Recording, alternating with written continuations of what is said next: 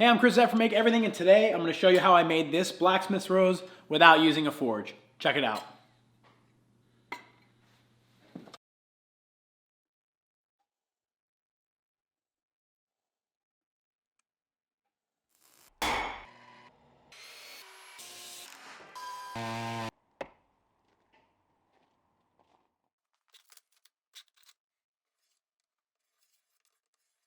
Okay, so to get started on this project, I'm just using a simple compass and a Sharpie and pencil to mark out some circles of various diameters on this piece of 18 gauge sheet metal.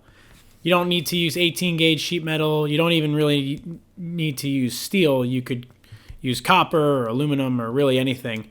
I'm basing my design from this off of a couple of different YouTube videos that I had watched, and sort of combining the methods of a few different creators that I'll talk about a little bit later on in the video. The premise here is that I'm going to be taking that sheet metal and cutting it up into these circles, and then from the circles I'll be cutting those down into basically flower petals that will get textured and layered together in order to make the rose. Here I'm using a Beverly shear, which is kind of a controlled way to cut metal like this. You can buy different versions of this, imported ones from Amazon and from Harbor Freight that'll more or less accomplish the same thing. You can see in the background there's a little electric shear. You could do that with this, but it's a little more manageable when you can hold the material in one hand and shear with the other. Basically acts like a giant scissor. Now the diameters that I used are pretty random, but they're somewhere between 3 and 5 inches. And basically that just allows me now to bisect them with the Sharpie and then eventually draw in some lobes. And again, I'm not doing a huge amount of planning with this. I'm kind of just figuring it out as I go and sort of sketching what I think would look right as the lobes of the leaves. Now, I sort of made some mistakes here when I was drawing these out. You'll notice that I drew sort of an inner circle and I had all the different lobes of the petal sort of hit that inner circle. Now in hindsight, I should have made those inner circles a little bit deeper and closer to the center so that the cuts would be a little bit deeper and eventually allow them to fold over onto themselves. But for the most part, it worked out pretty well, even though I kind of made these little errors. When it came to cutting the lobes on the shear, basically I was able to cut in one direction from the top and then had to kind of mess around with it and go back and cut the other direction from the bottom. It was a little tricky to get figured out, but once I had it down, it wasn't so bad, and I was able to cut these out in pretty nice shapes and kind of keep close to the line, or at least as close to the line as I possibly could.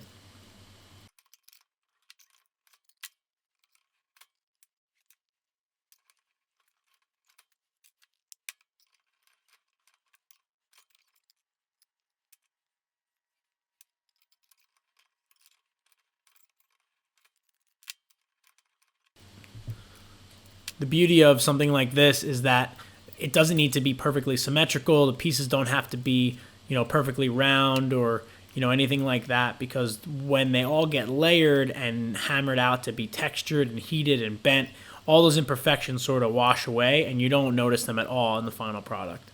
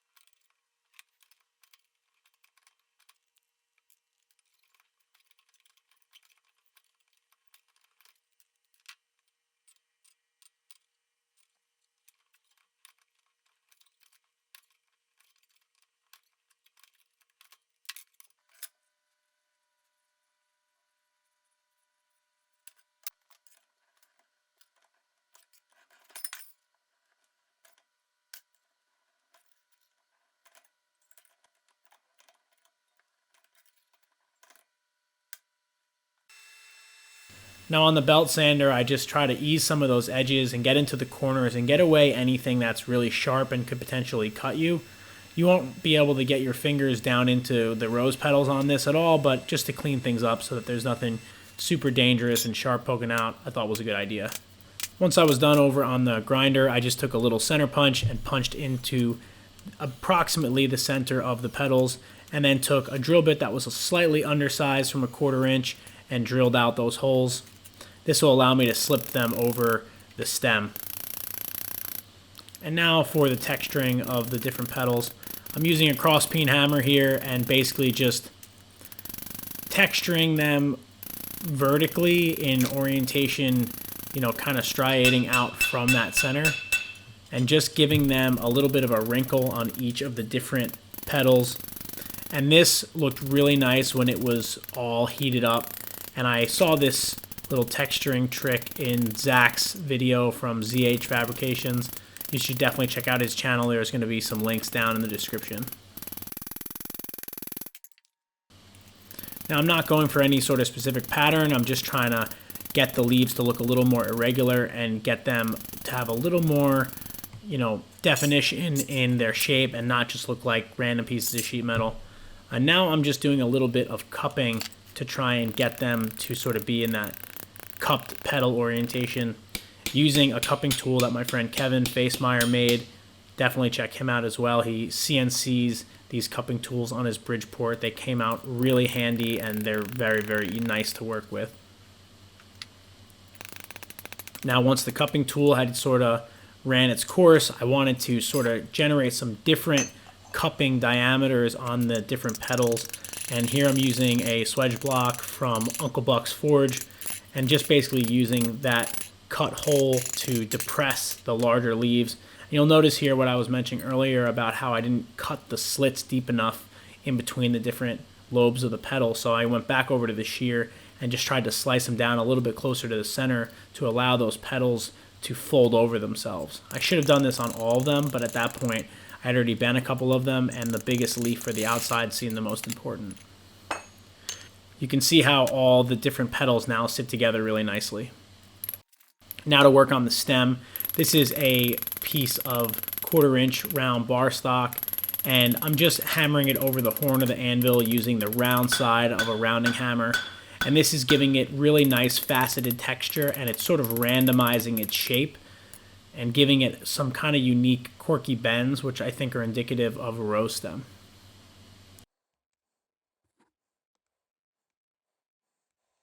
I'm grinding a little taper on the end using the belt grinder, and that's going to allow me to slip the rose petals over it. And another trick from Zach's video, just adding little tack welded beads that look just like the way a thorn on a rose stem would look.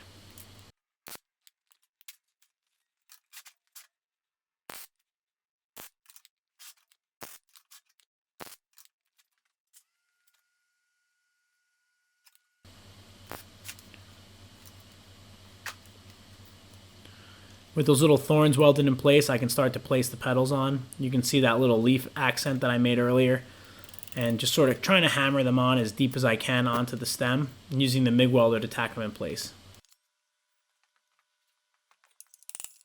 Pushing them down as far as I can with the punch to get them down past that weld, and just holding them while I tack them with the MIG welder right to the stem.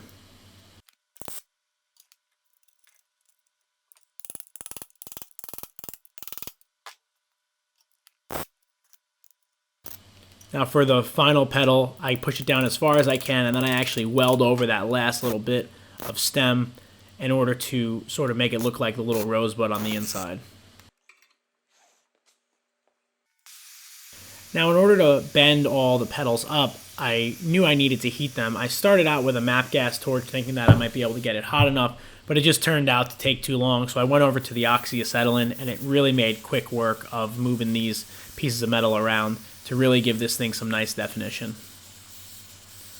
My goal here is just to sort of bend the petals up and make it look a little more organic. I'm sort of bending them in towards the center and then folding them using these little welding pliers to just sort of fold over the ends delicately and really just fine-tune the whole operation and make it look as natural and as flowing as I possibly can.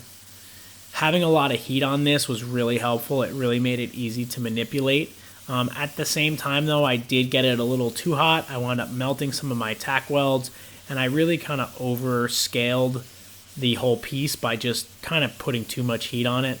So I would caution to not get it super, super hot if you're going to try this.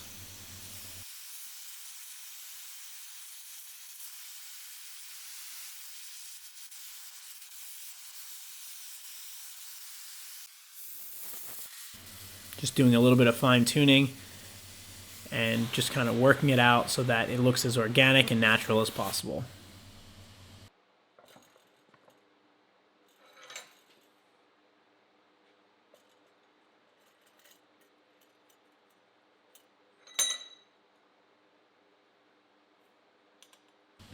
Now, since I had done some welding on the stem, I decided to heat the stem up with the torch as well. When you superheat metal like that and get it red hot and let it cool in the air, it'll typically oxidize evenly, and you'll lose any evidence that these little pieces were welded on, and they'll look like they just sort of grew out of the stem itself.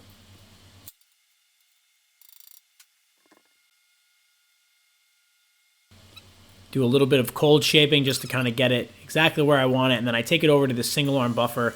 I had tried to use basically just a Scotch-Brite pad cut in the shape of a circle here. Didn't work out so well. It's gone. In the end, though, it did give me a nice little result, and it cleaned some of that scale off the rows and made it look a little bit polished in some areas, which was nice.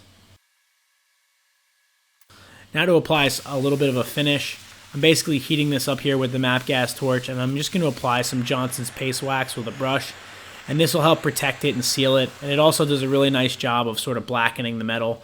Just be aware that this Johnson's paste wax is very flammable, and if you catch a flame to it, it will ignite. Ask me how I know.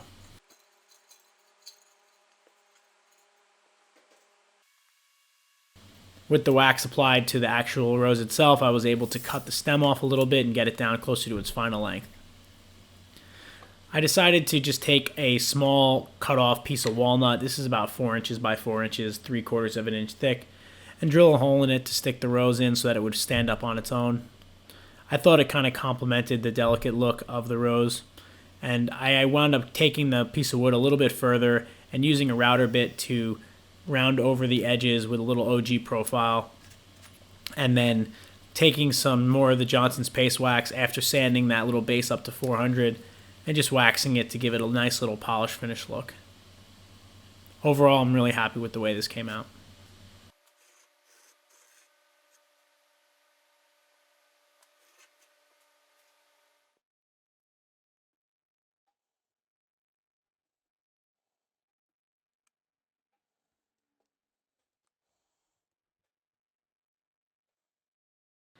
All right, that about does it for this video. This was a super fun little project. I really enjoy all these little blacksmithing things that I've been getting to do lately. This was very challenging for me considering that I had never made anything like this before, and not using the forge and trying to use the torch to control the heat was definitely a little challenging, but I really enjoyed it. I learned a ton. I can't wait to make more of these. If you have any questions for me, leave them down below. I want to thank the couple of videos that I referenced on this. There was Zach's from ZH Fabs. The Essential Craftsman had a great one where Cy Swan made an amazing looking blacksmith's rose, and there was a couple other ones. I'm going to link all the videos that I sort of used for the information in order to make this in the description, and I encourage you to check those out. Check out all those channels and kind of try and learn from different angles, right? Everyone has a different perspective how to make this kind of stuff, and I think it's important to kind of see it from all sides. Thanks so much for watching. If you want to see behind the scenes stuff, the things I do in the shop, check out my Instagram at MakeEverythingShop. Don't forget to like, subscribe, and share the video if you enjoyed it. And that's about it. I hope to see you on the next one. Thanks for watching.